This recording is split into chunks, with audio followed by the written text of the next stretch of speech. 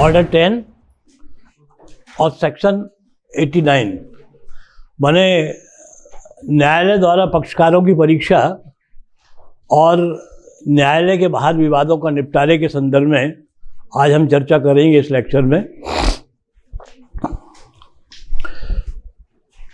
सबसे पहले हमें ये देखना है कि न्यायालय के बाहर विवादों का निपटारे कब क्यों जोड़ने की आवश्यकता पड़ी। ऑर्डर 10 में भी कुछ अमेंडमेंट किए गए और सेक्शन 89 नए रूप से माने सीपीसी में जोड़ी गई माने जो है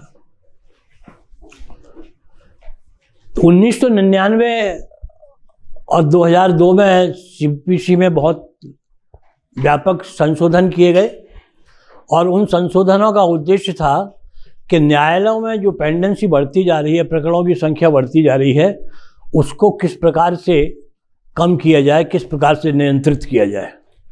इस बारे में पहले भी मैं आपको बता चुका हूं कि संशोधन कहाँ कहाँ किए गए हैं। तो सेक्शन 89 न्यायालय के बाहर माने यदि कुछ प्रकरण ऐसे हैं जिनमें न्यायालय के बाहर अगर प्रकरणों का निराकरण हो सकता है तो न्यायालयों का बोझ उससे कम हो सकता है और इसीलिए सेक्शन 89 नए रूप से जोड़ा गया और उसका हेडिंग दिया गया न्यायालय के बाहर विवादों का निपटारा। इसको जो एक टेक्निकल नाम जो दिया गया, लीगल वर्ड हम उसको कह सकते हैं अल्टरनेटिव डिस्प्यूट रेजोल्यूशन, एडीआर के नाम से इसको शॉर्ट में जाना जाता है। एडीआर अल्टरनेटिव डिस्प्यूट रेजोल्यूशन, जिसको हिंदी में हम कहते हैं वैकल्पिक विवाद समाधान। वैकल्पिक विवाद समाधान। अब इस संदर्भ में हम ये देखेंगे कि इसके प्रावधान क्या हैं और इस प्रावधान के संदर्भ में ही सेक्शन 89 के साथ ही ऑर्डर 10 में रूल 1A, 1B और 1C ये इंसर्ट किए गए वही 1999 के संशोधन के द्वारा। माने दोनों ही जो संशोधन हुए, दोनों ही जो एडिशन हुए सेक्शन 89 का और ऑर्डर 10 में रूल 1A, 1B और 1C का। सेक्शन 89 संशोधन अधिनियम 1999 की धारा 7 के द्वारा जोड़ा गया था और ऑर्डर 10 में जो 3 नए रूल जोड़े गए 1A, B, C ये धारा 20 के द्वारा जोड़े गए। धारा 20 काय की? वो संशोधन अधिनियम 1999 का जो था और ये अधिनियम कब से लागू हुआ? 1 जुलाई 2002 से। तो यहां हम ये देखें कि ऑर्डर 10 पहले क्या है उसको हम साक्ष्यों की परीक्षा के संदर्भ में करें कि साक्ष्यों की परीक्षा की आवश्यकता क्यों पड़ती है। ऑर्डर 10 का रूल 1 इसकी भाषा अगर आप देखें उसमें एक शब्द आया है प्रथम सुनवाई। न्यायालय प्रथम सुनवाई के समय। तो सबसे पहले हम ये देखते हैं कि प्रथम सुनवाई होती क्या है। किसी भी केस की फर्स्ट हियरिंग ये कौन सी स्टेज होती है? There are 3 important stages of a trial. सबसे पहला स्टेज होती है प्रेजेंटेशन ऑफ द प्लेंट, वाद पत्र का पेश किया जाना, जहां से कि न्यायालय की मशीनरी फोर्स में आती है, गतिशील होती है। वाद पत्र के संदर्भ में हम पढ़ चुके हैं संस्थान वगैरह कैसे होता है उसका इंस्टीट्यूशन। उसके बाद जो सेकंड स्टेज आती है रिटन स्टेटमेंट, लिखित कथन। माने प्रतिवादी को सम्मन जाता है, प्रतिवादी उपस्थित होता है, अपना लिखित कथन पेश करता है। और तीसरी जो सबसे महत्वपूर्ण स्टेज होती है वो होती है फ्रेमिंग ऑफ इश्यूज, विवाद्यकों का स्थिरीकरण। ऑर्डर 14 में हम पढ़ेंगे उसको। केवल अभी स्टेज की चर्चा आपको इसलिए कर रहा हूं कि ये 3 स्टेजेस प्रकरण की महत्वपूर्ण स्टेजेस हैं जहां से कि प्रकरण की कार्रवाई प्रारंभ होती है। तो this third stage settlement of issues, it is known as the date of first hearing. इसे हम प्रथम सुनवाई का दिन कहते हैं। प्रथम सुनवाई का दिन कहाँ से शुरू होता है, it is not defined in CPC.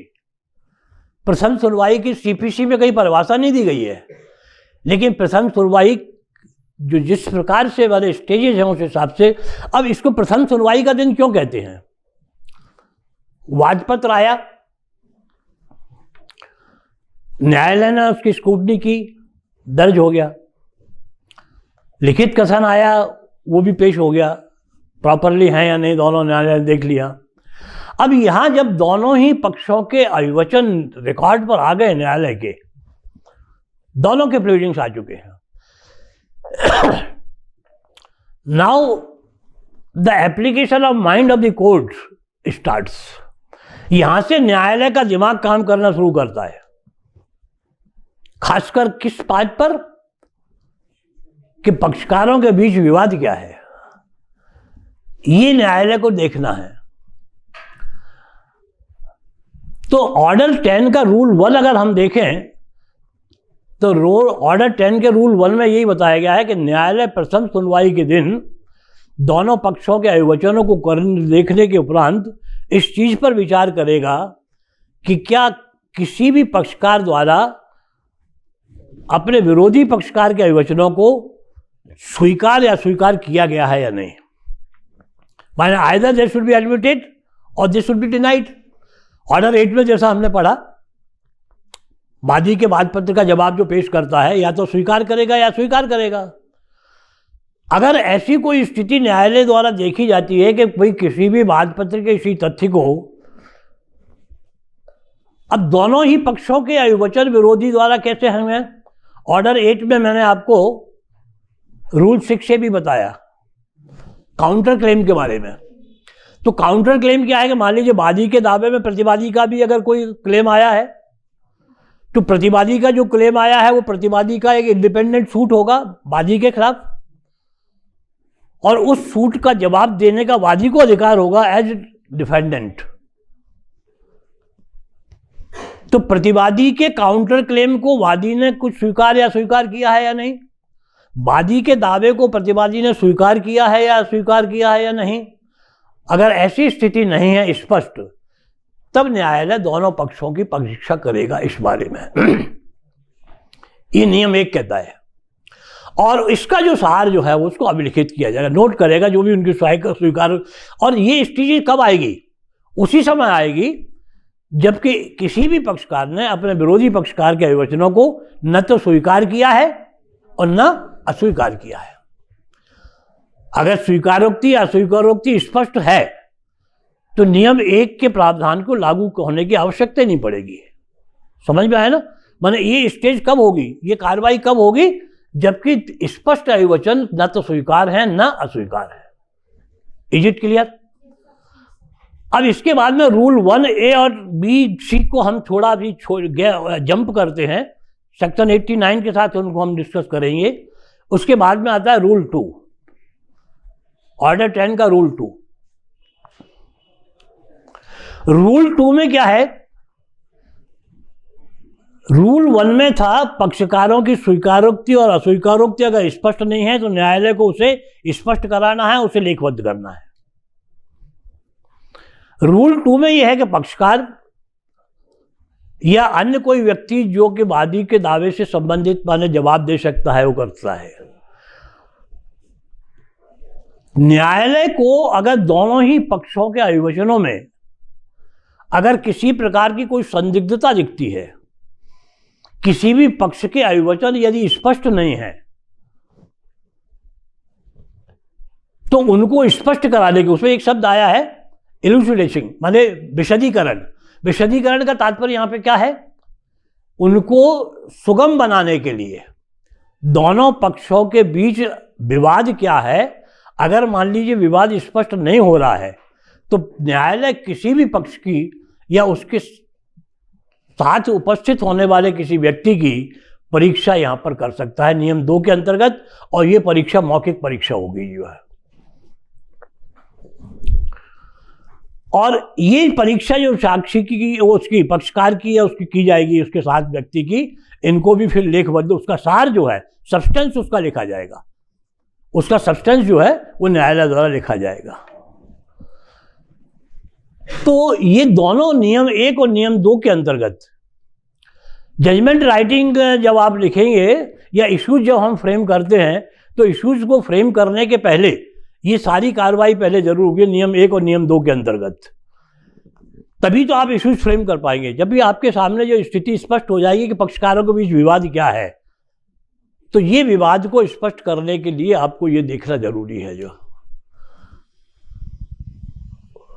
और नियम 3 ये कहता है कि ये जो स्वीकारोक्ति अस्वीकारोक्ति या उनकी परीक्षा का जो सब्सटेंस जो नोट किया गया है, it will be the part of the record, it will form the part of the record, न्यायालय के अभिलेख का भाग होगा। और नियम 4 नियम है टोटल ऑर्डर 10 में, 1 2 A B C वो 1 वाले अलग से जोड़े गए हैं, वैसे ओरिजिनल 4 नियम थे जो है। तो नियम 4 ये कहता है कि अगर मान लीजिए न्यायालय में पक्षकार स्वयं उपस्थित नहीं है, या तो उसका प्लीडर उपस्थित है या कोई अन्य व्यक्ति उसकी ओर से उपस्थित हुआ है, और न्यायालय द्वारा कोई चीज स्पष्ट कराने के लिए उसकी परीक्षा की जाती है और वो अपना न्यायालय की परीक्षा का जवाब देने से इनकार करता है, या वो इस स्थिति में नहीं है कि न्यायालय के स्पष्टीकरण को स्पष्ट कर सके, न्यायालय द्वारा पूछे गए प्रश्नों का स्पष्ट जवाब दे सके, तो नियम 4 के अंतर्गत न्यायालय पक्षकार को व्यक्तिगत रूप से उपस्थित होने का निर्देश भी दे सकता है। तो ये 4 नियम इसके अंतर्गत बनाए गए हैं, और इन चारों नियमों का सबसे बड़ा जो महत्वपूर्ण उसका उद्देश्य है, नियम 1 के प्रावधान आप देखेंगे आज्ञापक है, मैंडेटरी है। मैंडेटरी कब है? मैंडेटरी से तात्पर्य ये नहीं कि अगर स्वीकारोक्ति अस्वीकारोक्ति है तो अभी उसके अंतर्गत कार्रवाई करनी है। मैंडेटरी कब है? जबकि एडमिशन या डिनाइल अगर स्पष्ट नहीं है एक दूसरे के प्लीडिंग्स का, तो ये मैंडेटरी है, उसको स्पष्ट कराना जरूरी होगा। अब हम आते हैं सेक्शन 89 पर और rule 1A, 1B and 1C पर। तो 89 के संदर्भ में जैसे मैंने आपको बताया कि जहां न्यायालयों में प्रकरणों की अंबार लगने लगा, तारीख पे तारीख पक्षकार लिए जा रहे हैं, उनके कोई कार्रवाई आगे नहीं हो रही है, तो लॉ कमीशन ने अपनी एक रिपोर्ट उसके साथ में दी, और लॉ कमीशन के साथ ही जस्टिस मलीमठ कमेटी का फॉर्मेशन हुआ था इसी कार्रवाई के लिए कि प्रकरणों के निराकरण की ऐसी क्या व्यवस्था की जाए, प्रक्रियात्मक विधि में ऐसा क्या संशोधन किया जाए जिससे कि प्रकरणों की संख्या कम की जा सके और प्रकरणों का निराकरण शीघ्रता से किया जा सके। तो 1999 के जो संशोधन थे वो जस्टिस मलीमठ कमेटी और लॉ कमीशन की रिपोर्ट रिकमेंडेशंस पर आधारित थे, और उन रिकमेंडेशन के अनुसार ही लॉ कमीशन ने जो सुझाव दिया था गवर्नमेंट को कि ऐसी कुछ व्यवस्था की जाए कि न्यायालयों के बाहर भी प्रकरणों का निराकरण किया जा सके। मलीमठ कमेटी द्वारा इस कार्य को सेक्शन 89 के प्रावधान में मैंडेटरी हैं, आज्ञापक प्रावधान है ये, आज्ञापक प्रावधान है इसकी 89 की भाषा, और ऑर्डर 10 के रूल 1A की भाषा जब आप पढ़ेंगे तो आपको ये स्पष्ट हो जाएगा कि ये न्यायालय पर बाध्यकारी बनाया गया है कि न्यायालय सबसे पहले इस कार्यवाही को देखे कि क्या पक्षकारों के बीच न्यायालय के बाहर प्रकरण का निराकरण शांतिपूर्ण सुझाव सौहार्दपूर्ण वातावरण में। देखिए जहां दो पक्ष आपस में विवाद कर रहे हैं और न्यायालय के समक्ष आते हैं, ठीक है, न्यायालय निर्णय करेगा, किसी एक के पक्ष में होगा दूसरे के विपक्ष में होगा,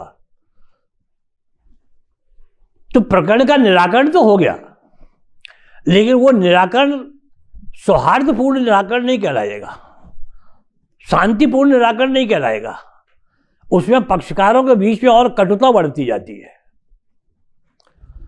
तो पक्षकारों के बीच उस कटुता को कम करने के लिए एमिकेबल सेटलमेंट जिसको हम कहते हैं, एमिकेबल सेटलमेंट के लिए जो सुझाव दिया गया मलीमठ कमेटी और लॉ कमीशन ने, वो धारा 89 के रूप में सुझाव दिया और उसी सुझाव के अनुरूप धारा 89 सीपीसी में जोड़ी गई और उसमें न्यायालय के बाहर, यहाँ भी वही स्थिति है प्रथम सुनवाई के समय,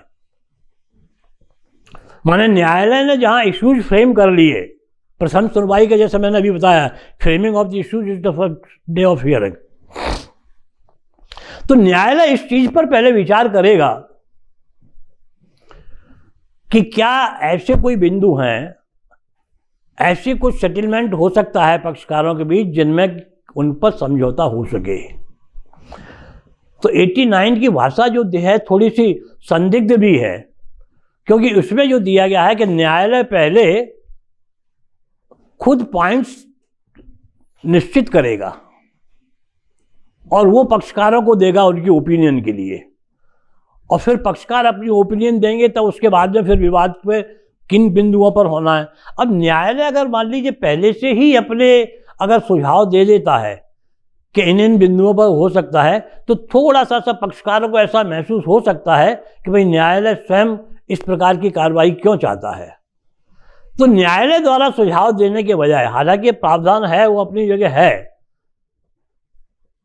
लेकिन वहां पक्षकारों को स्वयं ये इस बात पर विचार करने के लिए न्यायालय को प्रेरित करना चाहिए कि भाई ये 4 फोरम, धारा 79 में 4 फोरम बताए गए हैं, arbitration, consolation, judicial settlement including लोक अदालत और मीडिएशन। तो ये जो 4 फोरम बताए हैं, इन 4 फोरम में से किसी भी फोरम के माध्यम से क्या आप लोग प्रकरण का निराकरण आपस में कर सकते हैं? न्यायालय सुझाव दे सकता है कि भाई देखो इन बिंदुओं पर जो है आप, माने कौन से बिंदु होंगे जो पक्षकारों के बीच में विवादित है, उन बिंदुओं पर न्यायालय पक्षकारों के सुझाव मांगेगा, और अगर पक्षकार तैयार हो जाते हैं तो उन बिंदुओं को चारों में से किसी फोरम के लिए जिसके लिए पक्षकार तैयार हैं वहां उनको भेज दिया जाएगा, और उस फोरम द्वारा उन बिंदुओं पर पक्षकारों के बीच, माने ये क्या है, एक तरह से पक्षकारों के बीच में राजीनामा जिसको हम कह सकते हैं। एमिकेबल सेटलमेंट माने पक्षकार किन बिंदुओं पर आपस में सहमत होते हैं, ठीक है हम इस तरीके से प्रकरण का निराकरण कर सकते हैं। तो ये 4 जो, हाँ इधर आगे आकर बोलो जरा, मेरे को थोड़ा सा, हाँ नहीं समझ में आ रहा, आगे आगे आके बोलो। सर मैं सेटलमेंट का नाम पूछ रही हूँ, एम्बिगुअस सेटलमेंट। एम्बिकेबल सेटलमेंट, सौहार्दपूर्ण समझौता, शांतिपूर्ण समझौता। तो ये जो 4 फोरम दिए गए हैं, इन 4 फोरम में से किस फोरम के माध्यम से पक्षकार सहमत होते हैं, वो प्रकरण उस फोरम को भेज दिया जाएगा, वो फोरम उसका निपटारा करेगा, और निपटारा करने के बाद में क्या निपटारा हुआ उस प्रकार की कार्यवाही वापस न्यायालय को भेज दी जाएगी। वो जो 4 फोरम हैं, उन फोरम द्वारा कोई डिग्री पारित नहीं की जाएगी, केवल पक्षकारों में क्या राजीनामा हुआ है उसको कंफर्म करते हुए एक आदेश के रूप में पारित करेंगे। उस राजीनामे के आधार पर डिग्री न्यायालय ही पारित करेगा। ये ध्यान रखिएगा कि वो पक्षकार प्रकरण का निराकरण, माने पक्षकारों का न्यायालय में लगने वाला समय बच जाएगा, और वहां पक्षकारों के बीच में जो भी कार्रवाई, जो समझौता हुआ है, वो न्यायालय के समक्ष आ जाएगा, और न्यायालय उस पर अपना कंफर्मेशन करते हुए उसके अनुसार डिग्री पारित कर देगा। और यदि जिन फोरम को माने वो प्रकरण भेजा गया है, वहां अगर मान लीजिए किसी प्रकार का निराकरण होने की संभावना नहीं रहती है, वो फोरम ये पाता है कि नहीं भाई पक्षकारों के बीच नहीं समझौते की संभावना नहीं है, तो प्रकरण को यथावत न्यायालय को वापस कर देगा, और उसके बाद रेगुलर ट्रायल जैसी चलती है कंटेस्टेड केस के रूप में वो पक्षकारों के बीच चलती रहेगी। तो this is all your section 89 and order 10। और ऑर्डर 10 के रूल 1A 1B 1C ये तीनों में वो प्रक्रिया बताई गई है। कौन सी प्रक्रिया बताई गई है? सेक्शन 89 में आपको वेरी फर्स्ट डे मेरा जो लेक्चर था, शायद मेरे को ध्यान आ रहा है, आपको बताया था कि सीपीसी में सेक्शंस और ऑर्डर्स में आपस में रिलेशंस क्या है। माने sections provides jurisdiction to the court to do something. न्यायालय को कुछ करने की अधिकारता क्षेत्राधिकार प्रदान करते हैं, और उस क्षेत्राधिकार का प्रयोग न्यायालय कैसे करेगा उसकी प्रक्रिया ऑर्डर्स एंड रूल्स के अंतर्गत दी गई है। तो सेक्शन 89 में जो व्यवस्था बनाई गई है कि न्यायालय को ये कार्य कर सकता है, पक्षकारों के बीच में शांतिपूर्ण समझौते का प्रयास इन 4 फोरम के माध्यम से कर सकता है। तो उसको कैसे करेगा, क्या प्रक्रिया होगी? वो प्रक्रिया रूल 1A, 1B और 1C, वो तीनों ही चीज़ें जो मैंने आपको बता दी हैं वहाँ भेजेगा। वहाँ निपटारा हो जाएगा तो वापस आएगा, निपटारा नहीं होता है तो न्यायालय को वापस आ जाएगा। ये उन तीनों नियमों के अंतर्गत बताया गया है। तो दिस इज अवर, कौन सी स्टेज है वो देख लीजिएगा। आपकी 17 स्टेज में से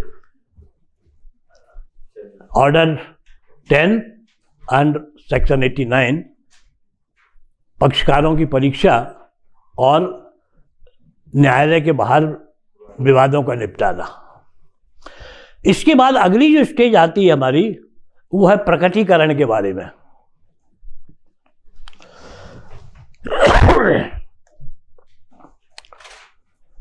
डिस्क्लोजर। अब प्रकटीकरण क्या है? डिस्कवरी। तो ऑर्डर 11 सेक्शन 39, 30 सॉरी सेक्शन 30, 31 और 32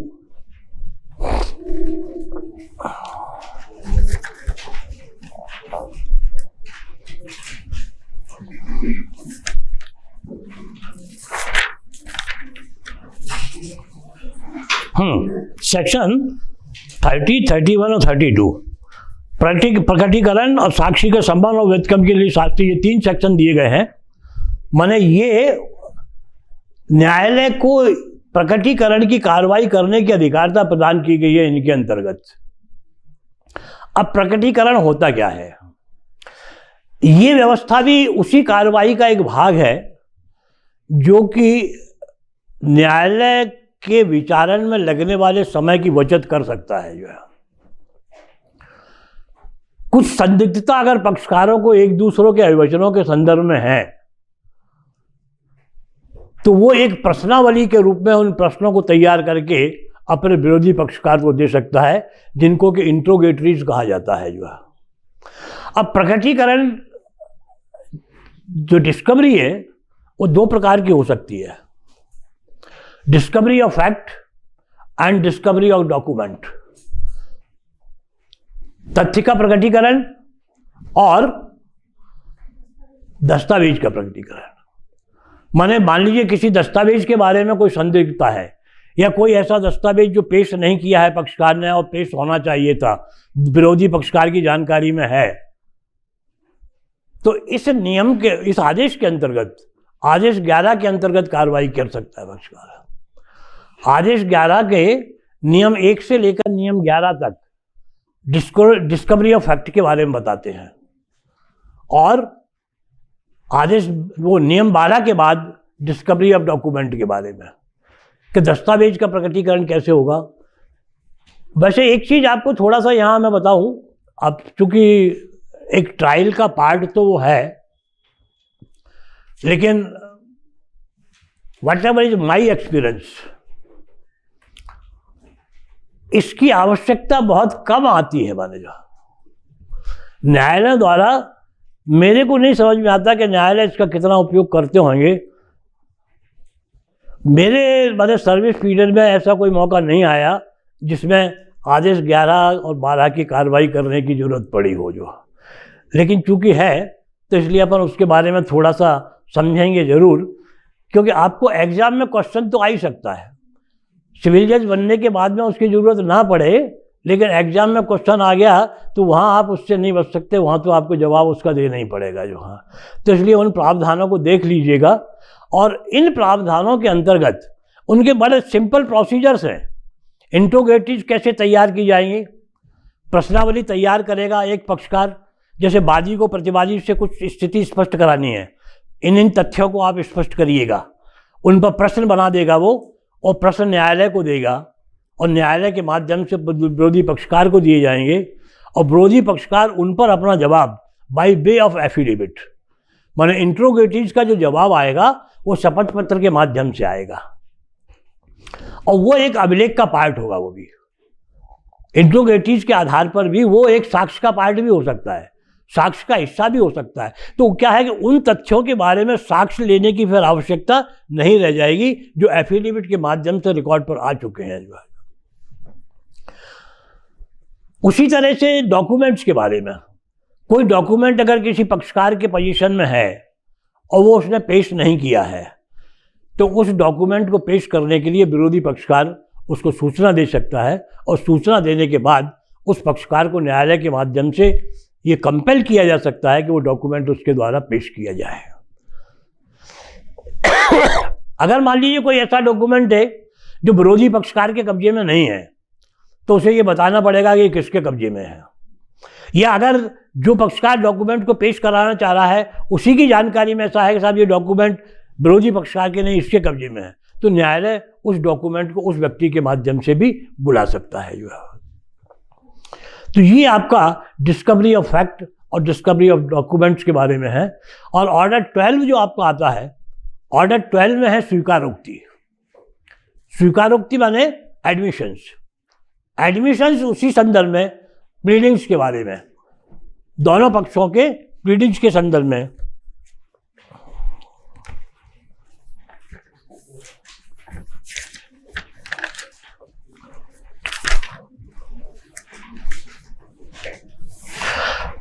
इनको नियम जो आज में दिए गए हैं आपके आदेश 11 में और आदेश 12 में,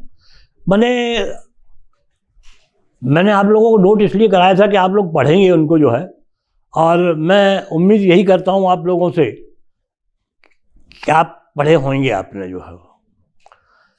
तो इन नियमों को पढ़िए, they are the simple rules of procedure, प्रक्रिया के नियम हैं, माने कोई भी कार्रवाई कैसे की जाएगी।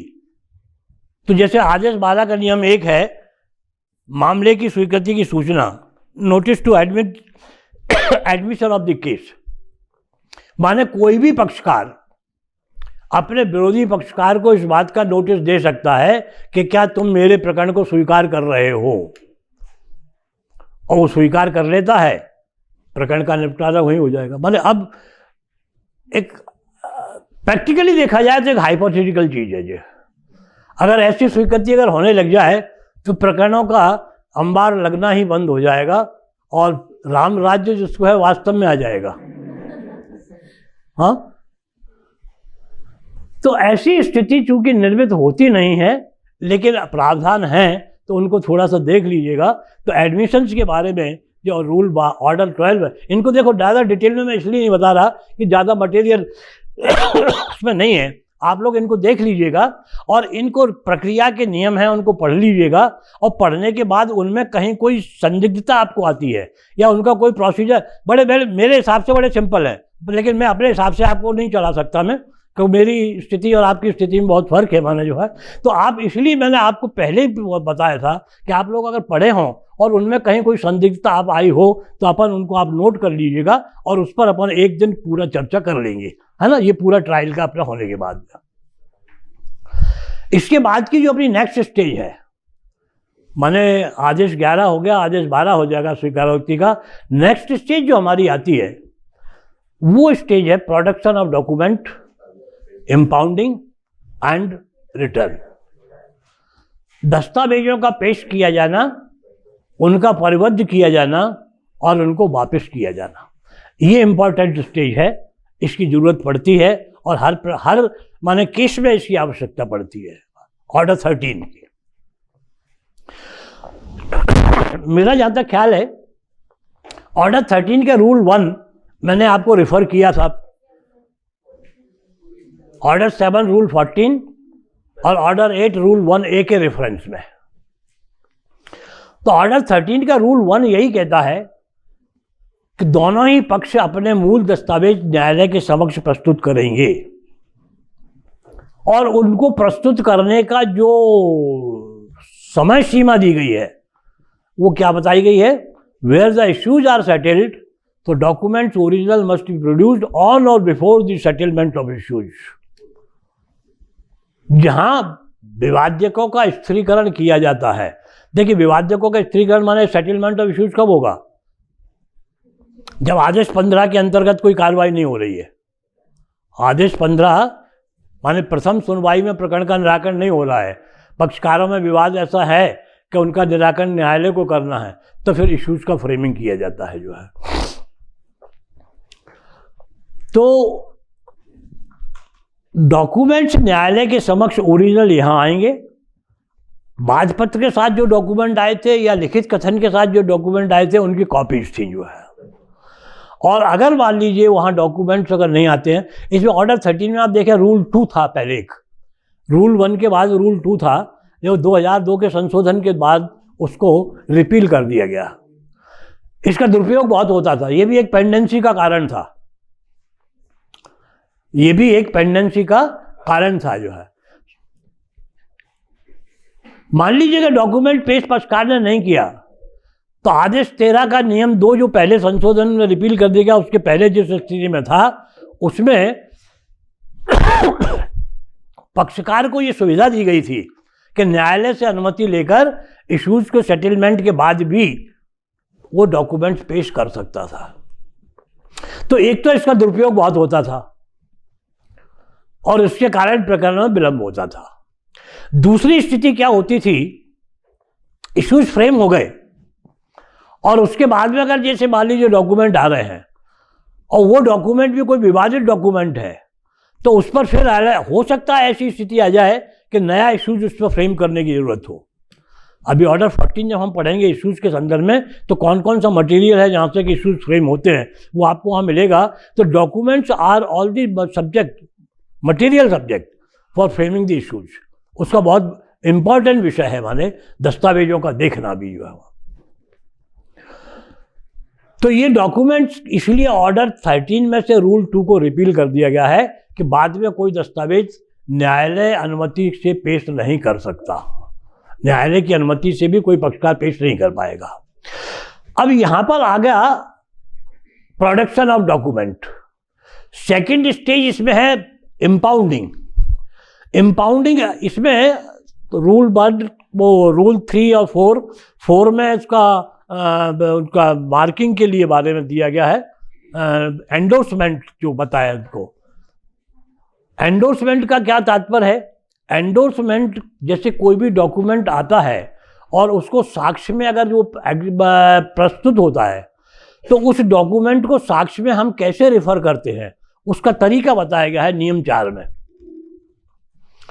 उसमें प्रकरण का नाम होगा, नंबर होगा और किस पक्षकार ने वो डॉक्यूमेंट पेश किया है उसको एक नंबर दे दिया जाएगा। अब नंबर का इसका प्रैक्टिकल तरीका, हालांकि उसमें नियम में ऐसा कुछ नहीं लिखा है स्पष्ट रूप से, लेकिन उसका प्रैक्टिकल तरीका क्या है कि जैसे मान लीजिए वादी प्लेंटिफ का अगर कोई डॉक्यूमेंट है तो एग्जिबिट P1, P माने प्लेंटिफ, प्लेंटिफ की ओर से प्रस्तुत डॉक्यूमेंट नंबर 1। एक कोई सेल डीड है, अब मान लीजिए 4 सेल डीड पेश हुए, 4 अलग अलग तारीखों के हैं। ये एग्जिबिट मार्क करने का कारण क्या है, ये प्रस्थांकन करने का कारण क्या है, जिससे कि जजमेंट लिखाते समय या उस डॉक्यूमेंट को एविडेंस में अप्रिशिएट करते समय उसका बार बार पूरा डिटेल ना लिखना पड़े, केवल उसका नंबर लिख के हम बार ये रेफर कर सकते हैं कि इस डॉक्यूमेंट की ये स्थिति है जो है। तो इसलिए उस डॉक्यूमेंट का प्रस्थांकन होना जरूरी है जो है। न्यायालय जो पक्षकार की ओर से डॉक्यूमेंट पेश किए जाते हैं, न्यायालय को यह अधिकार भी है कि अगर कोई ऐसा डॉक्यूमेंट है जो प्रकरण के लिए आवश्यक नहीं है उसको न्यायालय वापस भी कर सकता है, खारिज भी कर सकता है। ये सारे नियम 2 और 3 नियम 3 के अंतर्गत बताए गए हैं। और नियम 3 के अंतर्गत जो डॉक्यूमेंट वापस किए जाते हैं वो भी एंडोर्स करके दिए जाएंगे, जो वापस करना है जो। तो ये सारी व्यवस्था पक्षकारों के डॉक्यूमेंट पेश करने के संदर्भ में होती है। अब इंपाउंडिंग का जो मैं बता रहा था आपको, इंपाउंडिंग क्या होता है, परिबद्ध करना क्या होता है, माने किसी भी डॉक्यूमेंट को न्यायालय द्वारा रोक लेना। न्यायालय द्वारा रोकने का तात्पर्य क्या है? इस संदर्भ में डॉक्यूमेंट्स के बारे में यह है कि मान लीजिए किसी साहूकार का कोई वही खाता वो एविडेंस में पेश हो रहा है,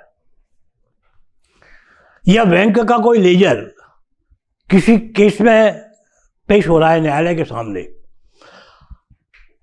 और रनिंग वही खाता है लेजर है, वो जो है रनिंग माने चालू, जिसकी कि साहूकार को अपने डेली रूटीन में आवश्यकता है या बैंक को डेली रूटीन के लिए आवश्यकता है। अगर उसको न्यायालय ने रोक लिया तो उसका काम रुक जाएगा। तो इसलिए ऐसे डॉक्यूमेंट्स के लिए क्या किया जाता है, उसका तरीका यह है कि जो एंट्री एग्जिबिट होनी है, जो एंट्री साक्ष्य में प्रमाणित होनी है, उतनी एंट्री की एक कॉपी अलग से कर ली जाती है और उस एंट्री की कॉपी उसमें लगा दी जाती है, और जो प्रस्थांकन मूल पर दिया गया है वही प्रस्थांकन उस प्रतिलिपि पर भी दे दिया जाता है और ओरिजिनल उसको वापस कर देते हैं। लेकिन मान लीजिएगा अब चूंकि बैंक में मैनिपुलेशन की संभावना कम रहती है लेजर में, लेकिन कोई साहूकार का कोई वही खाता आया और विरोधी पक्षकार ये कहता है, बोले साहब ये वही खाता, अगर इसको वापस किया तो इसमें काट पाट और मैनिपुलेशन इसमें हो सकता है। तो ऐसी स्थिति अगर आती है कभी न्यायालय के सामने, तो नियम 8 ये कहता है कि न्यायालय उस दस्तावेज को रोक लेगा, उसे वापस नहीं करेगा, और वो डॉक्यूमेंट न्यायालय के किसी अधिकारी की कस्टडी में सुरक्षित रखा जाएगा जब तक कि प्रकरण का निराकरण नहीं होता है। प्रोडक्शन, इंपाउंडिंग, और तीसरी स्टेज इसी में है ऑर्डर 13 में, रिटर्न ऑफ डॉक्यूमेंट। दस्तावेजों को वापस कब किया जाएगा? तो दस्तावेजों को वापस कब करने की स्थिति आती है? जहां प्रकरण का निराकरण हो गया, न्यायालय को प्रकरण की आवश्यकता नहीं है, तो प्रकरण का निराकरण होने के बाद मूल दस्तावेज पक्षकार को वापस कर सकते हैं। तो आदेश 13 का नियम जो है 9, वो दस्तावेजों को लौटाने का तरीका बताता है। अब वहां पर सवाल ये आ जाता है कि दो तरीके हैं, या तो प्रकरण का निराकरण हो गया और आगे दस्तावेज की आवश्यकता नहीं है तो वापस हो जाएगा, या अगर प्रकरण अपील में गया है और अपील न्यायालय के सामने भी मूल डॉक्यूमेंट आता है तो अपील का निराकरण होने के बाद में वो डॉक्यूमेंट वापस होगा। माने अल्टीमेटली जब प्रकरण का फाइनल डिस्पोजल हो जाए, हम उसको यूं कह सकते हैं कि जहां प्रकरण का अंतिम निराकरण हो चुका अपील न्यायालय तक से, तब वो डॉक्यूमेंट उसको वापस किया जाएगा और उस डॉक्यूमेंट की सर्टिफाइड कॉपी वो प्रकरण के अभिलेख में लगाई जाएगी। भाई ओरिजिनल डॉक्यूमेंट वापस कर दिया तो रिकॉर्ड में क्या रह गया? तो इसलिए वो पक्षकार जो ओरिजिनल डॉक्यूमेंट को वापस ले रहा है उसको जो डायरेक्शन दिया जाएगा कि आप इसकी सर्टिफाइड कॉपी पेश करें, और सर्टिफाइड कॉपी रिकॉर्ड पर लेकर, सर्टिफाइड कॉपी माने वही जो डॉक्यूमेंट एग्जिबिट हुआ है, बाकायदा एग्जिबिट नंबर वगैरह सब पूरा एज इट इज, वो उसको सर्टिफाइड कॉपी रिकॉर्ड में आएगी और वो उसको ओरिजिनल वापस कर देंगे जो है। एक इसमें नियम 10 और दिया गया है आदेश 13 में, उसकी भी कभी कभी आवश्यकता आ जाती है। नियम 10 ये बताता है कि अगर न्यायालय को अपने सामने लंबित किसी प्रकरण में किसी अन्य न्यायालय के प्रकरण की आवश्यकता है, या किसी अन्य न्यायालय के किसी डॉक्यूमेंट की आवश्यकता है, या उसी न्यायालय में पेंडिंग किसी दूसरे केस का कोई डॉक्यूमेंट की आवश्यकता है, सारी चीजें बहुत विस्तृत है, बने वाइड स्कोप है उसका जो है, तो उसको मंगाने की प्रक्रिया क्या है वो नियम 10 में दी गई है आदेश 13 में। इसके लिए पक्षकार को आवेदन करना पड़ेगा। जैसे सपोज करिएगा तहसीलदार साहब ने कोई नामांतरण किया और उस नामांतरण कार्रवाई में अवैधानिकता बरती है, और उस नामांतरण को न्यायालय में चुनौती दी गई है कि साहब ये नामांतरण वैध नहीं है। देखिए नामांतरण के विरुद्ध अपील भी होती है रेवेन्यू लॉ में, लेकिन वो अपील वाली स्थिति नहीं बता रहा है। यहाँ पर क्या बता रहे हैं हम कि उसको न्यायालय में ये चुनौती दी गई कि साहब इसमें प्रक्रिया का नामांतरण करने की जो प्रक्रिया है वो प्रक्रिया इसमें अपनाई नहीं गई है, इलीगल है, नोटिस नहीं दिया, तामील नहीं हुई, जो भी स्थिति रही हो। तो ऐसी स्थिति में उस नामांतरण प्रकरण को जब तक इस न्यायालय के समक्ष नहीं आता तब तक न्यायालय ये नहीं देख सकता कि वास्तव में वो नामांतरण करने में जो प्रक्रिया का अनुसरण किया गया है वो रेवेन्यू लॉज के अनुसार प्रकरण में व्यवस्था सही है या नहीं है। तो उस प्रकरण को बुलाने की आवश्यकता हो सकती है। या किसी भी पक्षकार का एक सेल डीड न्यायालय में पेश हुआ है और उसी सेल डीड के रेफरेंस में दूसरा केस भी पेंडिंग है और उस केस में एविडेंस के समय उस सेल डीड की आवश्यकता हो रही है। बात आ रही है ना समझ में? तो न्यायालय अपने उस प्रकरण में जिसमें कि वो सेल डीड पहले पेश हो चुका है उस प्रकरण से उस सेल डीड को इस प्रकरण की आवश्यकता के लिए बुला सकता है। और इसकी सारी व्यवस्था ऑर्डर 13 के रूल 10 में दी गई है। उसमें आवेदन देना होगा और आवेदन से ही काम नहीं चलेगा, आवेदन शपथ पत्र द्वारा समर्थित होगा। एफिडेविट उसके साथ में देना पड़ेगा कि इस डॉक्यूमेंट को आप अनावश्यक विलंब या अनावश्यक खर्चे के बिना न्यायालय के समक्ष पेश नहीं कर सकते हैं। तो ये सारी चीजें जब न्यायालय को संतुष्टि हो जाती है तो न्यायालय अपने स्वयं के अभिलेख का किसी अन्य प्रकरण का या किसी अन्य न्यायालय का अभिलेख को प्रकरण में बुलाकर और उस डॉक्यूमेंट को एग्जिबिट मार्क कर सकता है, साक्ष्य में ग्रहण कर सकता है। तो ये आपका हो गया production of document, impounding and their return. इसके बाद में हमारी अगली स्टेज जो आती है जहां डॉक्यूमेंट्स आ गए, रिकॉर्ड पर सब आ गए, डॉक्यूमेंट्स हो गए, तब वहां अब आता है बाद प्रश्न का निर्धारण किया जाना। आदेश 14। आदेश 14 के अंतर्गत अब सबसे पहले ये आता है कि वाद प्रश्न होते क्या हैं। मेरे को ऐसा ध्यान है कि मैं थोड़ा रेफर वाद प्रश्न के बारे में आपको किया है पहले। माने वाद प्रश्न की कहाँ महत्व क्या है ये भी मैंने आपको बताया है कि वाद प्रश्न माने ऐसे प्रश्न, ऐसे बिंदु जिन पर पक्षकारों के मध्य विवाद है, किन तथ्यों पर, किन विधि के प्रश्नों पर। तो जिन तथ्यों पर या जिस विधि के संदर्भ में पक्षकारों के बीच विवाद है उस विवाद से संबंधित जो प्रश्न है वो कहलाता है वाद प्रश्न, या इसमें आपको सीपीसी में हिंदी में देखेंगे तो विवाद्यक, इश्यूज जिसको हम कहते हैं। तो framing of issues is the very important stage of the suit, क्योंकि यहाँ से जैसा मैंने अभी आपको बताया it is the date of first hearing, प्रथम सुनवाई।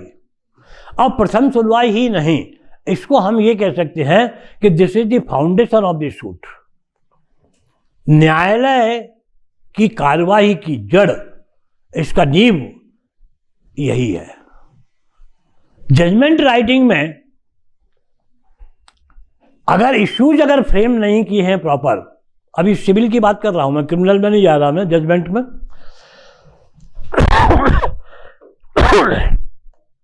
तो जहां इश्यूज अगर प्रॉपरली फ्रेम नहीं किए गए हैं तो आप सही तरीके से जजमेंट नहीं लिख पाएंगे। तो इसलिए जजमेंट राइटिंग का वैल्यूएशन जो होता है पेपर का, वो आप ये ध्यान रखिएगा कि एग्जामिनर सबसे पहले आपके इश्यूज को देखता है।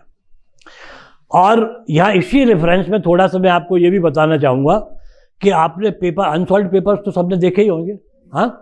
तो चौथा पेपर जजमेंट राइटिंग का होता है और सिविल का जजमेंट का कोई भी क्वेश्चन आप देखें तो उसमें लिखा है write the judgment after framing the issues. बाद प्रश्नों की रचना के उपरांत इसका निर्णय लिखिएगा।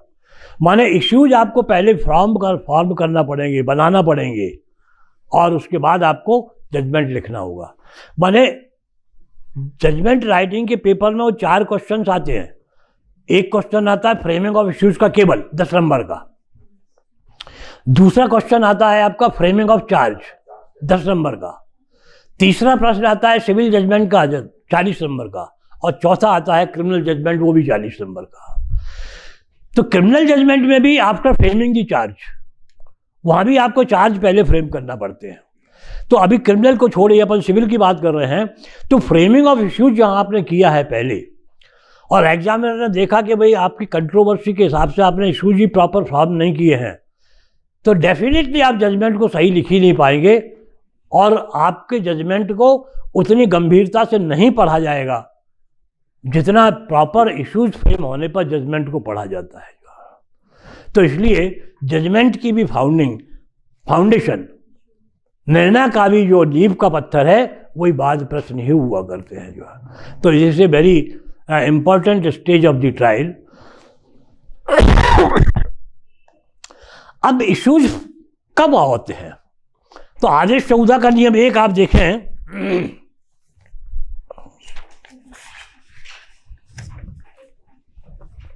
Framing of issues.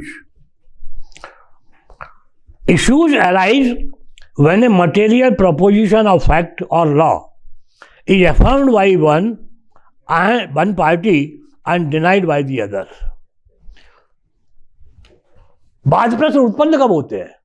बाद प्रश्न उस समय उत्पन्न होते हैं जब तथ्य या विधि के किसी प्रतिपादना को एक पक्षकार द्वारा कहा गया है और दूसरे पक्षकार ने उसको इनकार किया। स्वीकार कर लिया तो कोई विवाद ही नहीं है, इसलिए इनकार अगर किया है तो उस तथ्य पर या उस विधि पर वो बाद प्रश्न बनेगा। अब मटेरियल प्रोपोजिशन जो है वो बताया है इसमें सबसेक्शन 2 में, the material proposition are those propositions of law और fact which a plaintiff must allege in order to show the right to sue the और a defendant must allege in order to constitute his defence. माने material proposition क्या है? Material proposition जो तात्विक प्रतिपादना वर्ग जो हिंदी में दिया गया है वो क्या होती है?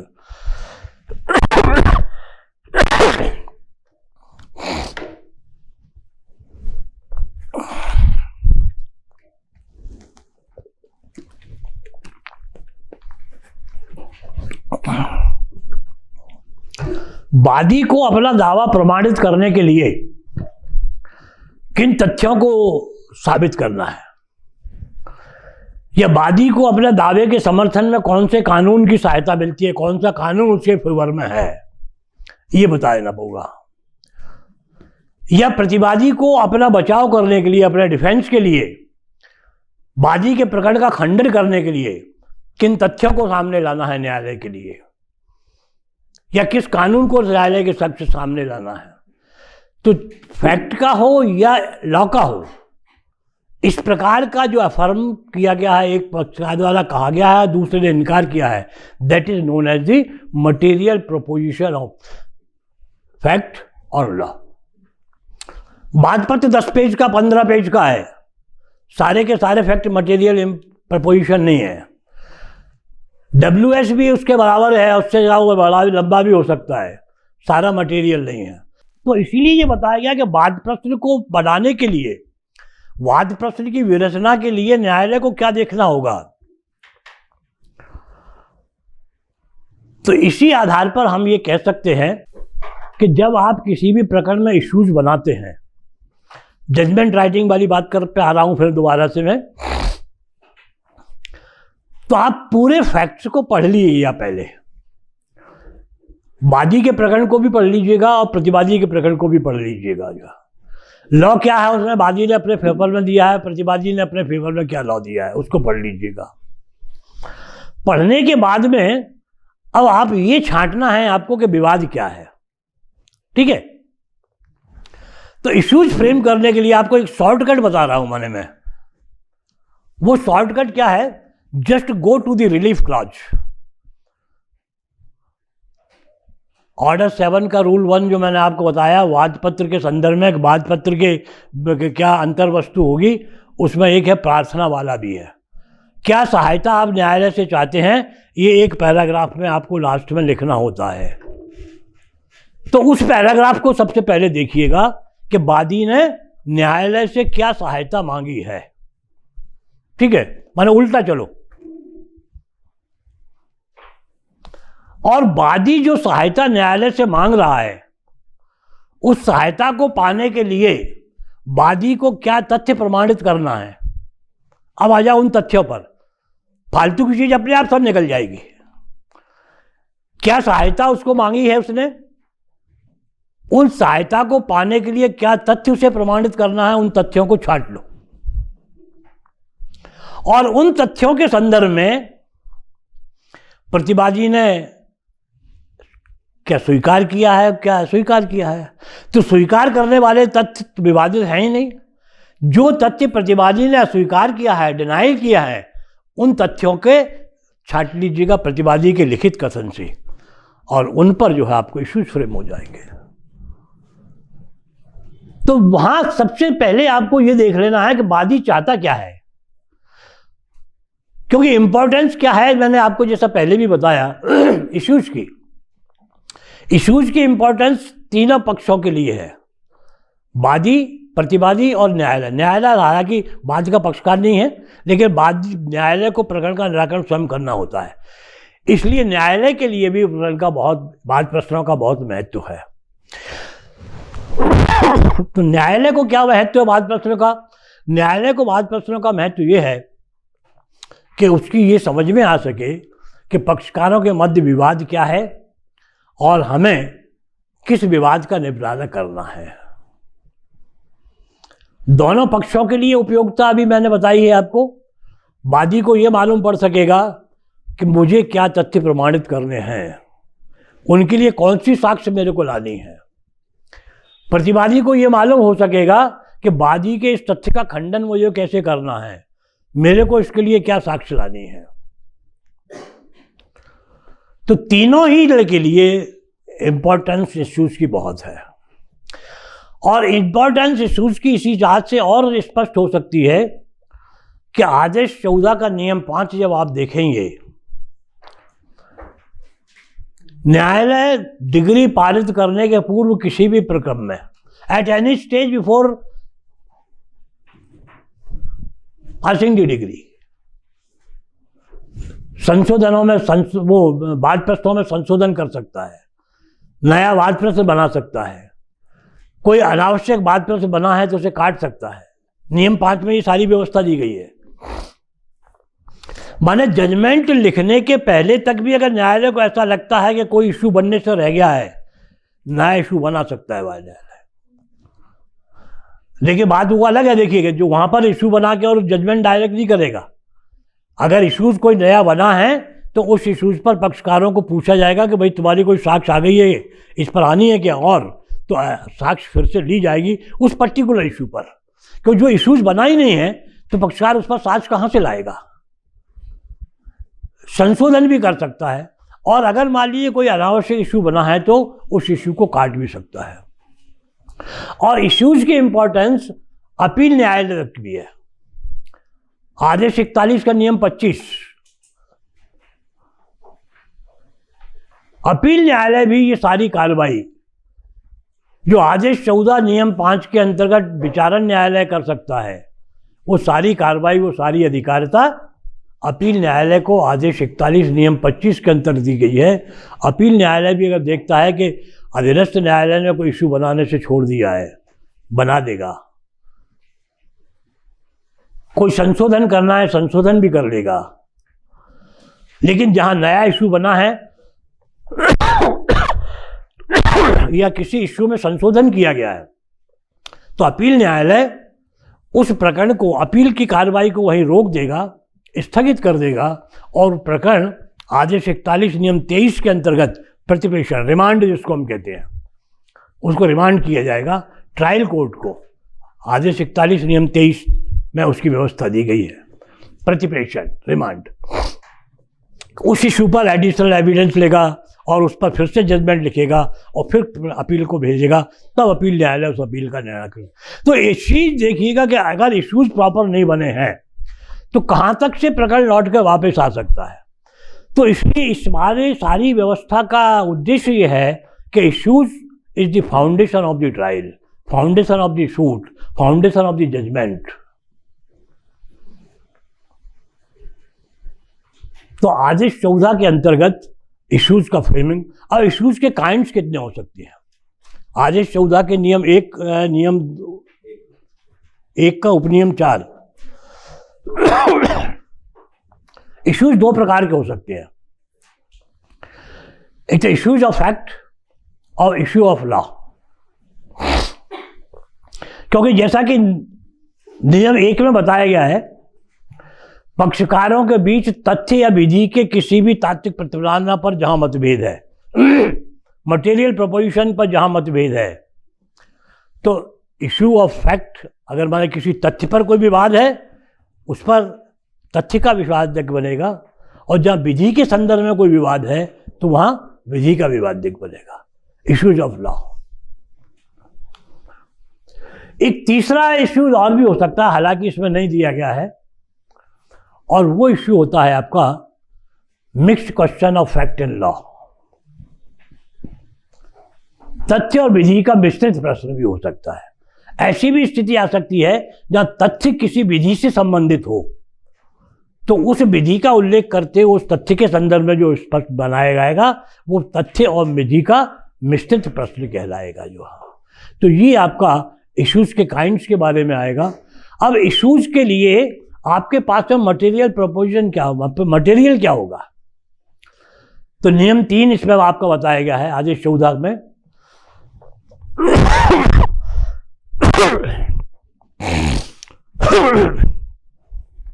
आदेश 14 का नियम 3 ये कहता है कि दोनों पक्षों के अभिवचन, और इसके साथ ही आपको आदेश 14 का संभवतः नियम 5 में दिया गया है। नियम 1 का उपनियम 5, आदेश 14 का नियम 1 का उपनियम 5, आदेश 10(2) नियम 2 के अंतर्गत परीक्षा करने के पश्चात पढ़ा मिला। नियम 1 का उपनियम 5 माने अभी जो हमने पीछे अभी पढ़ा नियम 10, उस नियम 10 की उपयोगिता क्या आई? उस नियम 10 की उपयोगिता यहाँ आ जाती है, जो है कि जो हम साक्ष्यों की परीक्षा करते हैं नियम 2 के अंतर्गत आदेश 10 के, उसके अंतर्गत अगर कोई ऐसी प्रश्न आता है तो उस पर भी इशू न्यायालय फ्रेम कर सकता है। तो एक तो फैक्ट दोनों पक्षों के, लॉ दोनों पक्षों का, डॉक्यूमेंट्स दोनों पक्षों के, दस्तावेज क्या दोनों पक्षों की ओर से पेश किए गए हैं। तो इश्यूज फ्रेम करने के लिए जो मटेरियल आपके सामने होगा वो मटेरियल क्या होगा? आदेश 14 का नियम 1 का उपनियम 5 और नियम 3, ये दो आपके नियम बताए गए हैं जो को आपको मटेरियल में देंगे जहाँ से कि आप इश्यूज का फॉर्मेशन करेंगे। माने मटेरियल क्या क्या आपको देखना पड़ेगा, ये सारी व्यवस्था यहाँ इन 2 नियमों के अंतर्गत दी गई है। जो अब यहाँ जो मेन चीज है इसमें, अब इश्यूज जैसे न्यायालय ने फ्रेम कर दिए, तो इश्यूज फ्रेम करने के बाद वो आगे कार्रवाई किस प्रकार से होगी? इश्यूज को प्रमाणित करने के साक्ष्यों को एविडेंस लाना पड़ेगी। लेकिन जैसा कि मैंने आपको अभी बताया, there may be issue of fact and issues of law, विधि का भी प्रश्न हो सकता है और तथ्य का भी प्रश्न हो सकता है। तो आदेश 14 का नियम 2 ये कहता है कि जितने भी प्रश्न, जितने भी इश्यूज, जितने भी विवाद्य प्रकरण में निर्मित हुए हैं, न्यायालय को हर इश्यूज पर अपना अलग अलग फाइंडिंग देना होगा। हर इश्यूज का अलग अलग फाइंडिंग दी जाएगा। अब इस चीज को हम जजमेंट राइटिंग में देखेंगे। कभी कभी ऐसा हो जाता है कि 2 या 2 से अधिक फैक्ट, 2 या 2 से अधिक इश्यूज जिन फैक्ट्स पर बने हैं वो परस्पर एक दूसरे से ऐसे कनेक्टेड हैं कि अगर हम उनको अलग अलग डिसाइड करें तो एविडेंस के एप्रिसिएशन में हमको काफ़ी रिपीटेशन हो जाएगा एविडेंस का। तो उसको अवॉइड करने के लिए हम वहाँ 2 या अधिक इश्यूज को, लेकिन फाइंडिंग अलग अलग देना पड़ेगी, ये ध्यान रखिएगा। भले क्योंकि आदेश 14 का नियम 2 ये कहता है कि फाइंडिंग आपको अलग अलग देना पड़ेगी। उन पर साक्ष्य की विवेचना, marshalling and appreciation of evidence, आप उस पर एक साथ कर सकते हैं उन 2 या 3 इश्यूज पर, लेकिन फाइंडिंग आपको सबकी अलग अलग देना पड़ेगी। अगर मान लीजिए ऐसा कोई प्रश्न है जो प्रिलिमिनरी इशू के रूप में है, प्रारंभिक वाद प्रश्न के रूप में है, तो प्रारंभिक वाद प्रश्न के रूप में भी हम उसको पहले नहीं निपटाएंगे, सारे इश्यूज के साथ ही निपटाएंगे, जब तक कि आदेश हुआ नियम 2 का उपनियम 2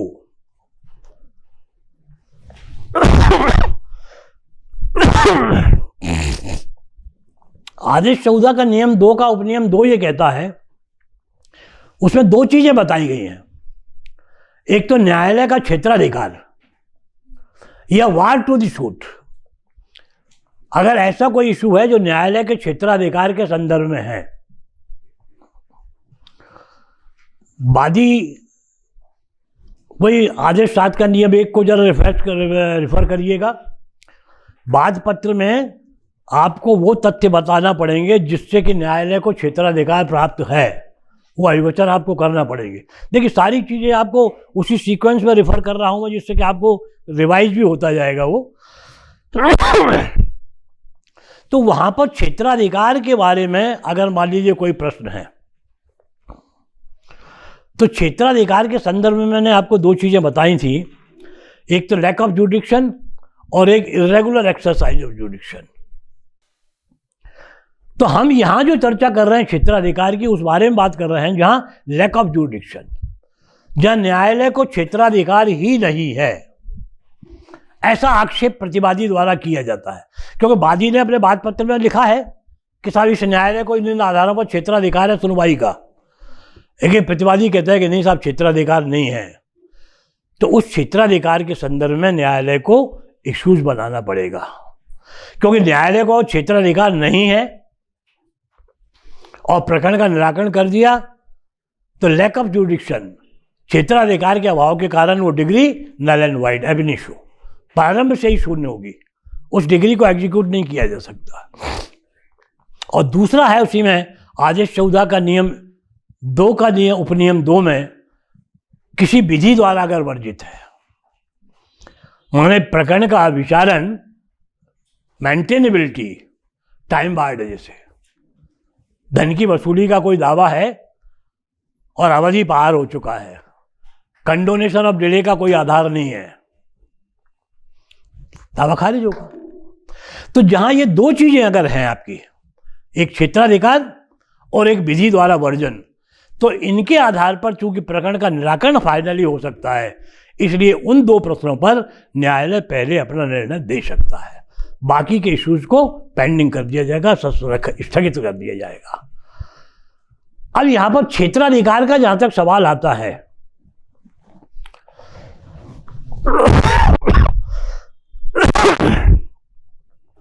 वादी ने एक दावा लाया किसी संपत्ति पर कब्जे के बारे में। प्रतिवादी ने जबरदस्ती कब्जा कर लिया है, मैं मालिक हूं, मुझे सत्य घोषणा की जाए और मुझे कब्जा दिलाया जाए। तो जहां कब्जे के लिए दावा है, तो सूट वैल्यूएशन एक्ट और कोर्ट फीस एक्ट, ये 2 मैंने आपको रेफर किए थे पहले भी वैल्यूएशन के बारे में, ये चीजें भी थोड़ा सा देख लेना आप इनको। तो जहां वादी कब्जे की भी मांग कर रहा है, तो उस प्रॉपर्टी का जिसका कि कब्जा लेना चाह रहा है, उसका बाजार मूल्य क्या है, उस बाजार मूल्य के आधार पर उसका मूल्यांकन होगा और उसी के आधार पर उसको कोर्ट फीस देना होगी। तो वादी ने प्रॉपर्टी की कीमत बताई 6 लाख रुपया है, 6 लाख के आधार पर उसने न्यायालय को 4 लाख रुपया है, और सिविल जज क्लास 2 को जो है वो जूनियर डिवीजन के यहाँ दावा पेश कर दिया, क्योंकि वहाँ का जूड से 5 लाख तक है। 4 लाख पर उसने कोर्ट फीस भी अदा कर दी। अब प्रतिवादी जब जवाब दावा लाता है तो वो ये कहता है कि बोले साहब ये प्रॉपर्टी जिसका ये कब्जा मांग रहा है, इसकी कीमत 4 लाख नहीं है, 6 लाख है। इसने कोर्ट फीस बचाने के लिए और न्यायालय के जुडिक्शन के कारण इसने 2 लाख रुपए इसकी कीमत कम बताई है। और अगर 6 लाख है तो सिविल जज जूनियर डिवीजन को क्षेत्राधिकार नहीं होगा, सिविल जज सीनियर डिवीजन को जाएगा। अब यहां ये प्रश्न आया, विवाद यहां भी क्षेत्राधिकार का है, लेकिन this is not the question of law, it is the mixed question of fact and law. Mixed question of fact law जो मैंने आपको बताया था वो किस प्रकार से हो सकता है, यहां आएगा। क्यों? क्योंकि पहले उस संपत्ति की कीमत का निर्धारण करना पड़ेगा, and the valuation of the property is the question of fact. और वो फैक्ट जहां प्रमाणित होता है कि भाई इसकी कीमत 4 लाख नहीं है 6 लाख है, तभी न्यायालय का जुडिक्शन आउट होगा, नहीं तो नहीं होगा।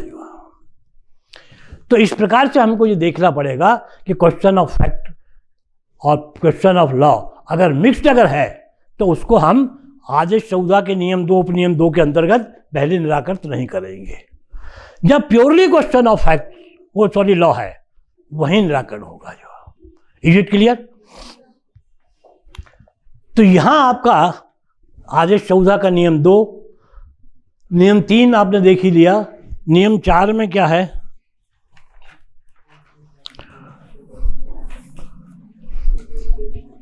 वो तो इश्यूज के लिए नियम 4 जो उसके लिए है आपका इश्यूज फ्रेम करने के संदर्भ में 3 और 4 दोनों ही डॉक्यूमेंट्स को उनको करने का। इसके बाद में नियम 5 हम आपको डिस्कस कर चुके हैं। नियम 6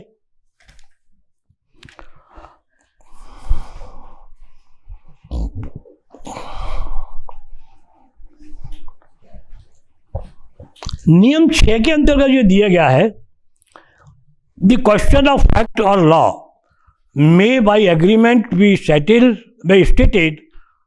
to form of issue। माने दोनों पक्षों के बीच में इस प्रकार का कोई करार होता है, माने ये इश्यूज फॉर्म करने का एक नया आधार मान के चलिएगा इसको आप। माने न्यायालय को स्वयं जो वाद प्रश्न बनाने हैं उसके लिए तो आपको नियम 1 का उपनियम 5, नियम 3 और नियम 4 इसमें आपको मटेरियल मिल गया। लेकिन दोनों पक्षकार अगर किसी तथ्य के बारे में कोई करार करते हैं और उस करार के आधार पर न्यायालय को रिफर करते हैं कि साहब इस पर ये प्रश्न बनाया जाए और न्यायालय इसका निराकरण करेगा, वो दोनों पक्ष उस निर्णय को मानेंगे। तो नियम 6 के अंतर्गत वो न्यायालय दोनों पक्ष आपसी सहमति से भी प्रश्न न्यायालय को दे सकते हैं और न्यायालय उस पर भी वाद प्रश्न का निर्मित कर सकता है। लेकिन नियम 7 के अंतर्गत ये बताया है कि वो समझौता जो एग्रीमेंट पक्षकारों ने किया है वास्तव में वो वैधानिक और बोनाफाइड है कि नहीं है। किसी को जबरदस्ती धौंस दे के तो समझौता नहीं करा दिया है। कॉन्ट्रैक्ट एक्ट पढ़े हैं आप लोगों ने? पढ़ चुके हैं कि नहीं पढ़े? अभी पढ़ चुके हैं ना। कॉन्ट्रैक्ट एक्ट में धारा 10 क्या कहती है?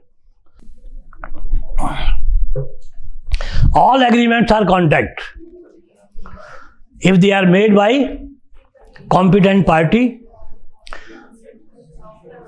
with free consent, lawful consideration and object, and not expressly declared void। 4 चीजें। तो जहां वो दिया गया है अगर कॉन्ट्रैक्ट फ्री कंसेंट नहीं है, जबरदस्ती किसी की सहमति ली गई है, तो that is not a valid contract. तो नियम 7 आदेश 14 अभी कॉन्ट्रैक्ट नहीं पढ़ा रहा मैं, वो तो रेफर किया है केवल आया है। तो यहाँ आपको नियम 7 के अंतर्गत अगर न्यायालय ये पाता है कि सद्भावनापूर्ण नहीं है तो उसको समझौते को रिकॉर्ड नहीं करेगा। तो this is all your framing of issues के बारे में, किस प्रकार से इश्यूज फ्रेम होते हैं।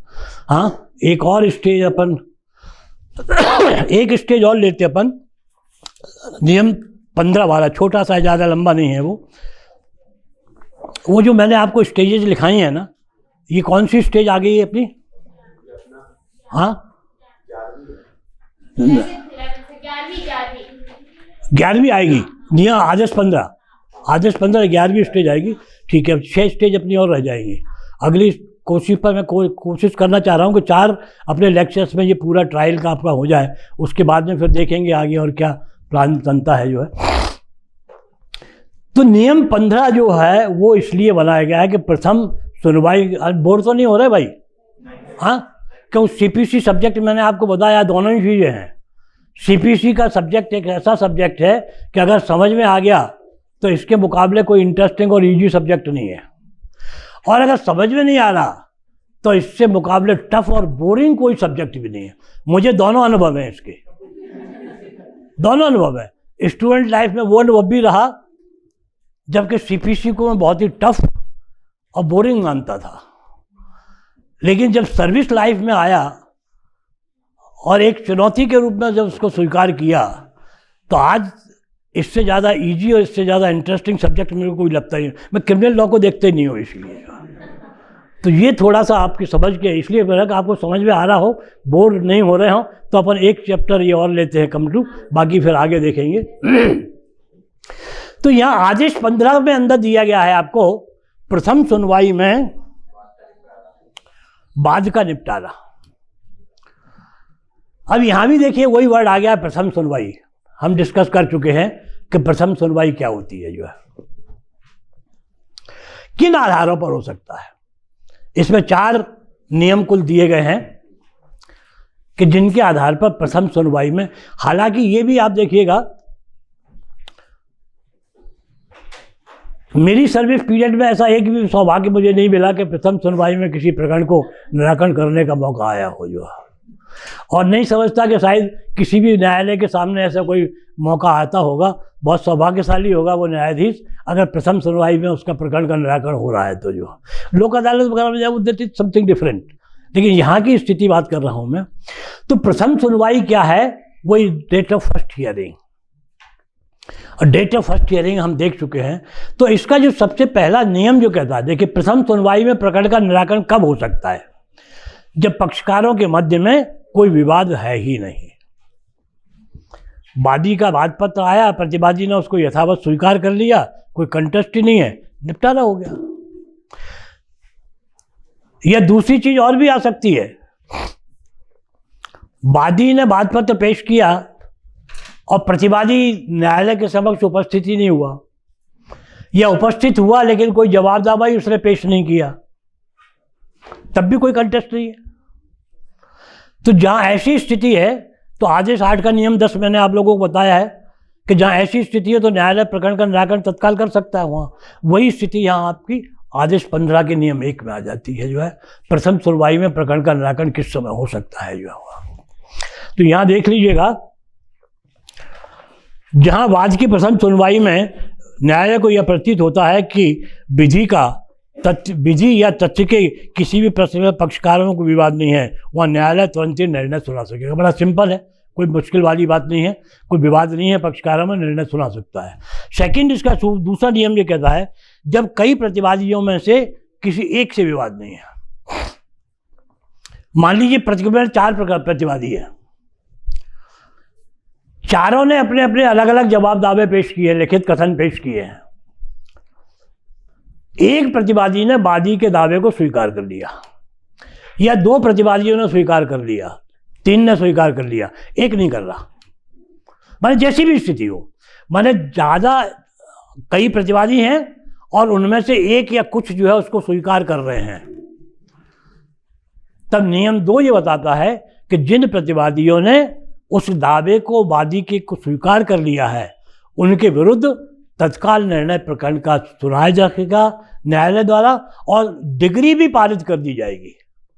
डिग्री भी उसी समय पारित की जाएगी और डिग्री पर वही तारीख डाली जाएगी जिस तारीख को निर्णय सुनाया है, और बाकी जो प्रतिवादी हैं उनके विरुद्ध प्रकरण चलता रहेगा। जो तो नियम 2 की स्थिति यह है कि जहां कई प्रतिवादी हैं उनमें से एक या कुछ स्वीकार करते हैं, बाकी के स्वीकार नहीं करते हैं। तो जो स्वीकार कर ली है उनके लिए तत्काल निर्णय हो जाएगा, जो स्वीकार नहीं किए हैं उनके लिए आगे प्रकरण की कार्रवाई यथावत एज यूजुअल चलती रहेगी। नियम 3 आपका कहता है जब पक्षकारों में विवाद है, तो विवाद वाली स्थिति तो अपन डिस्कस कर ही चुके हैं। इश्यूज फ्रेम किए जाएंगे और इश्यूज फ्रेम करने के बाद फिर प्रकरण का आगे कार्रवाई विचारण किया जाएगा। और नियम 4 ये कहता है साक्ष्य पेश करने में असफलता, माने जहां इश्यूज फ्रेम हुए और पक्षकार साक्ष्य पेश करने में असफल रहे, तो जहां पक्षकारों ने साक्ष्य पेश नहीं की है, तब उस स्थिति में माने कोई भी पक्ष साक्ष्य पेश नहीं कर रहा मान लीजिए, तब फिर क्या स्थिति होगी?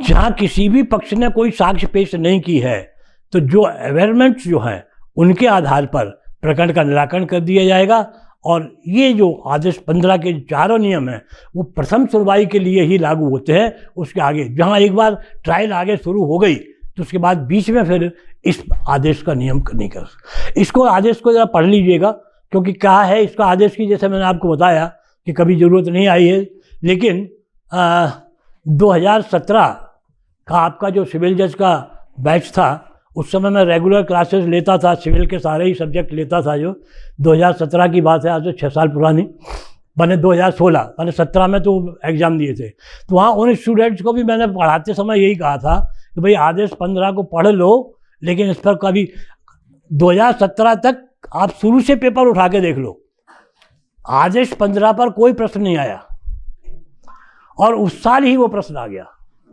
2017 में। तो मैं इसलिए ये नहीं कहता कि आप ये उपयोग में नहीं आता ऐसे पढ़ो मत, पढ़िए ज़रूर, क्योंकि आपको एग्ज़ाम देना है, अभी जज बनोगे तब की बात की स्थिति। ठीक है, तो ये हमारा आज का टॉपिक हम यहाँ करते हैं। अगले हमारे ये 10वीं स्टेज हो गई, 11वीं 11th, हमारी 6 स्टेज और बाकी हैं। तो प्रयास ये करूँगा कि अगले सैटरडे तक माने हम इसको कंप्लीट कर दें।